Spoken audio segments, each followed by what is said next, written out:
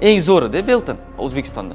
Oziq-ovqat sohasida, distributsiyada. Endi qurilishda hali u narsa yetib kelmagan edi. Men qurilishga o'tdim-da, Belton nima qilgan bo'lsa, copy paste qildim. Prosta o'sha yerdagi olgan bilimlarimizni shu ishlatishni boshladik. Nima bozorda o'zgardi? 99% mahsulot ishlab chiqaruvchidan bozorga, Jomiy bozori, Qo'yliq bozor, O'rizor, mana shu bozorga borardi. O'shadan keyin qurilishga borgan. Biz ham o'rtadagi bozor o'yindan chiqara oldik-da. Как производитель sifatida men juda ham yoqmagan.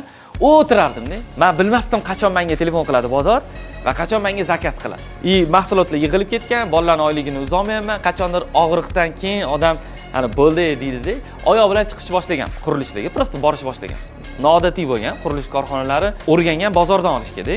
U payt peritsenalar qiyin payt, o'shaning uchun Jomiy bilan bemalol ishlavergan. Taxminan 3 yil, 3,5 yil ichida bozorning ulushi 5% dan emas edi. Chunki siz nimadir boshlaganingizdan keyin aniq konkurentlaringiz ko'chirishni boshlaydi. Men konkurent ko'chirishdan oldin borib kerak bo'lsa o'rgatganman. Nimaga?